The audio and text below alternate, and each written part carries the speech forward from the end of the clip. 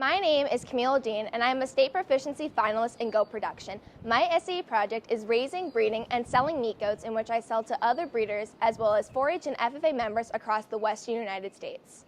I began raising goats in 2004 and then in 2011 expanded and diversified by adding sheep.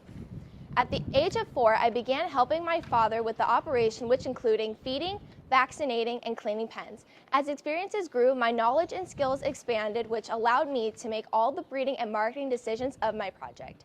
Goats that I raise are located on our 18-acre ranch in southern Merced, which has irrigated pastures.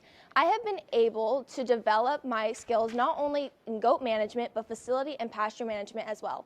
During the spring and summer months, I have been able to utilize Merced Irrigation District to irrigate my pastures, which has decreased expenses in feed while also getting animals out on pasture, which has been an additional platform of marketing. When I first began, I had 9 does and 1 buck. Demand for market weathers for fairs have increased, allowing me to increase my herd to 25 elite does and 2 bucks by retaining key females and purchasing outside does. The industry is evolving and I've been able to be at the forefront of it. In addition to mature mating, I have also incorporated the finest genetics and have been able to artificially inseminate the top end of my doe herd. In the future, I plan on increasing my herd more to develop a larger market within my enterprise. Question 1. What biosecurity methods do you employ to assure a healthy herd? My herd has a very established routine. Kids are given half a cc of Bosie at birth for selenium deficiency and 4 cc's of Nutridrench. A CDT is given 4 to 5 days for Clostridium perfringens type C and D. An additional CDT is given at 4 to 5 weeks of age, which will cover dehorning and castration. Does are given a CDT annually and wormed every 4 months. By alternating wormers, I can ensure that the medications work properly due to the fact that the does are on pasture. Sedectin is administered 30 days prior to kidding, Valbazine is used after weaning kids, Safeguard is used in early stages of pregnancy. I administer 0.7 milligrams of copper bolus to each mature animal yearly due to copper deficiency within our area. My breeding protocol begins with implanting a cedar for 12 days, then administering 2 cc's of PG600 once the cedar is pulled. Does then should be in heat within 24 to 78 hours after the initial shot. During this time, all animals are treated for lice in the spring.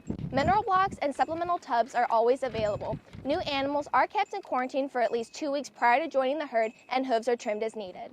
What factors help you determine whether an animal stays in your herd or is culled? When deciding what females I keep in cull, I put a lot of emphasis on maternal traits. Does must be able to kid unassisted and have good mothering abilities. Does must be strong milk producers for their kids to ensure strong initial growth.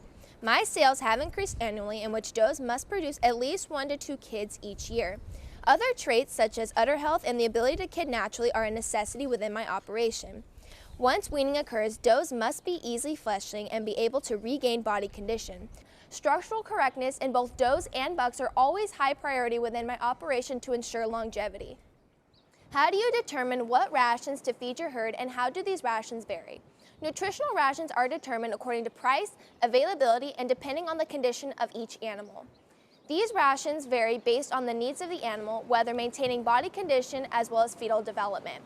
Does are maintained on irrigated pasture, which is at its best during the months of April through October. I have found that my does conception rates are higher when they have lower body condition scores.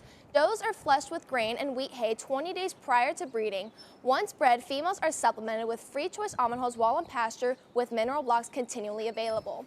Does are dry allotted at least 40 days prior to kidding. Grain, wheat, and or oat hay, as well as almond hulls, are then continually supplemented through the weaning of kids. Kids are weaned at the 75-day mark and are provided creep feed while nursing. Once weaned, they are placed on a growing ration consisting of almond hulls, grain, and alfalfa hay. Bucks are supplemented during the breeding season and maintained in the off-season with almond hulls and hay.